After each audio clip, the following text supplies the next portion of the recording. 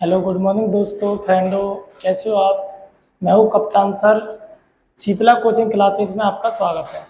आज हम करने जा रहे हैं क्लास 10th का प्रश्नावली 1.1 का क्वेश्चन नंबर तीसरा, आवाज गुणनखंड विधि द्वारा निम्नलिखित पूर्णांकों के एलसीएम और एचसीएफ ज्ञात करेंगे। देखिएगा, अच्छा शानदार वीडियो है, अच्छे से समझ में आएगा आपको। ठीक है, सॉल्व करो। सबसे पहले तो इनको आवाज गुणनखंड के रूप में व्यक्त करना है। 21 तीनों को फैक्टर करेंगे, तीनों का सॉल्व करो। 2×12, 2×3 = 6 और 3×1 = 3। इसको सॉल्व करो। विषम संख्या 3×5 = 15 और 5×1 = 5। इसको सॉल्व करो। 7×21 और 7×1 = 7। ठीक है, निकालो आप। सबसे पहले तो सबके फैक्टर लिखेंगे अपन।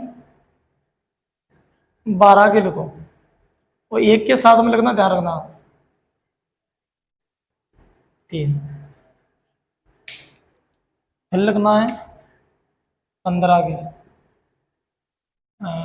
1×3×5। ठीक है, फिर लिखना है 21 के 1×3×7। ठीक है, सॉल्व करो। सबसे पहले निकालो एचसीएफ, निकालो जो कॉमन फैक्टर एचसीएफ। ठीक है, एचसीएफ निकालेंगे, उसके बाद एचसीएफ में क्या होता है, जो कॉमन होती है ना तीनों में, वो लेना है। इसमें कुछ और कॉमन है, यहाँ देखो 3 कॉमन है सभी में, जो सभी में कॉमन होगी वही आंसर होगा। यानी 1×3 तो 3×1 = 3, यानी इसका एचसीएफ कितना आ गया, 3 आ गया। ठीक है, एलसीएम निकालो आप। एलसीएम निकालेंगे, एलसीएम एलसीएम में सबको देखना, जो कॉमन होता है उसको एक बार लगते हैं केवल। 2 यहाँ पर कितनी बार है, 2 बार है तो 2 बार लेंगे गुणा। 3 कितनी बार है, देखो इसमें देखना कॉमन एक ही बार दिख रहा है, यानी 3 को एक ही बार लेंगे केवल। और बाकी बात 5 और ये 7। ठीक है, आंसर निकालो। ये इतना आ गया। इसके बाद देखो कितना आएगा। एलसीएम में गुणा करो।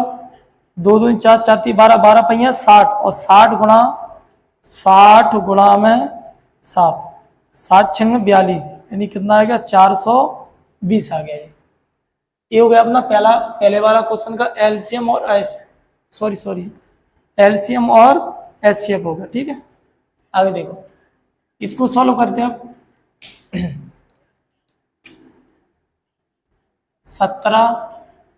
17 के फैक्टर करेंगे, 23 के फैक्टर करेंगे और 29 के फैक्टर करेंगे। फैक्टर करो।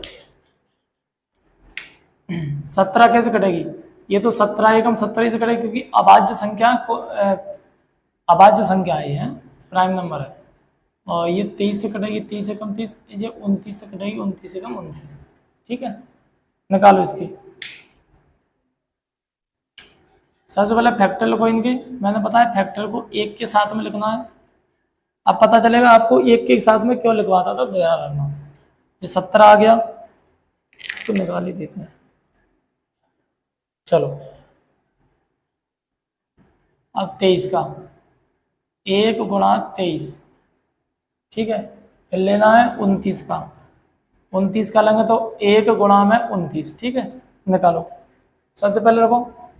अच्छा, इसको ऐसा करते हैं, इसको ऐसे बांट देते हैं अलग अलग भाग में। ये अपना अपना है, ये समझ में आएगा। इसको अलग अलग कर देते हैं। ठीक है, जिससे कि कोई दिक्कत नहीं आएगी, अलग अलग दिखेगा ना आपको। ठीक है, चलो करते हैं। सबसे पहले निकालो एचसीएफ। एचसीएफ कॉमन फैक्टर देखो, इसमें केवल एक ही कॉमन दिख रहा, मतलब इसका एचसीएफ कितना होगा, 1 होगा। एलसीएम एलसीएम उनका गुणा कर दो सबका। 1 गुणा, एक ही बार लेना, 1×17×23×29। ठीक है, सबका गुणा करो। 17 और 23 का गुणा करेंगे तो कितना आएगा, लगभग ऐसे कर लो। चलो, 17×3 = 51 की कैंसिल, 17×3 = 51 की 1 हाथ में 5, 17×2 = 34 और 4 8 17 थी 51 की 5 17 दूनी 34 और 4 38 39 आएगा। 391 गुणा, यहाँ पर 29 का गुणा करो, 29 का गुणा डायरेक्ट मैं उसमें कर लेता हूँ। 29 का गुणा कितना आएगा 11,339 आएगा। ठीक है 11,339 हो गया, ये अपना एलसीएम आ गया। अब इसको निकालो, यहाँ करो, यहाँ 8 का करो, यहाँ 9 का करो, यहाँ 25 यानी 25 का करो, सॉल्व करो। पीछे समय 2 से काटो, 2 चौक 8, 2 दूनी 4 और 2 एकम 2। ठीक है 2 एकम 2, 2 से इसको काटो, 3 से कटेगा, 3 तरक 9, 3 एकम 3, ये 5 से कटेगा, 5 हम 25, 5 एकम 5। ठीक है निकालो, फैक्टर लिखो सबके, 8 के फैक्टर लिखो एक के साथ लिखना, 1 गुणा 2 गुणा 2 गुणा 2 हो गया। इसके लिखो 9 के लिखो, 9 की 1 गुणा 3 गुणा 3, फिर लिखो 25 के 1 गुणा 5 गुणा 5।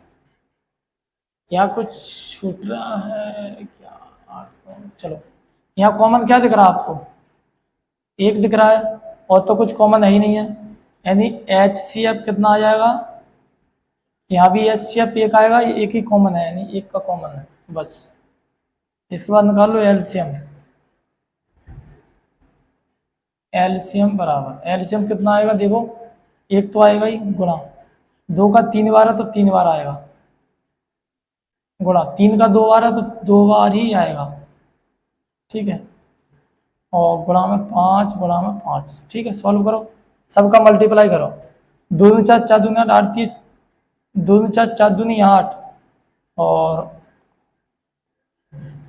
0 करने की कोशिश करा करो, 0 के साथ में क्या गुणा सरल रहता है। देखो 2 दूनी 4 4 दूनी 8 और 8 पहिए कितने हो गए 40 गुणा 3 तरक 9 गुणा और ये 5। सॉल्व करो आगे, पनम 45 गुणा में जे 40, 4 पहिए 20 की 0 हासिल में 2 और 4 चौक 16 और 2 18, इसका 1800 आएगा। कितना आएगा 1800 आएगा। ठीक है देख लेते एक बार, पनम 45 गुणा 4, 4 पहिए 20 की 0 हासिल में 2, 4 चौक 16 2 18 सही है। ठीक है ये अपना क्वेश्चन नंबर 3 कंप्लीट हो गया है। ठीक है कोई दिक्कत आती तो कमेंट करना, लाइक करना, शेयर करना वीडियो को। ठीक है ज़्यादा से ज़्यादा शेयर करना अच्छा लगे तो, और अगर कोई कुछ पूछना है तो आप कमेंट कीजिए। ठीक है।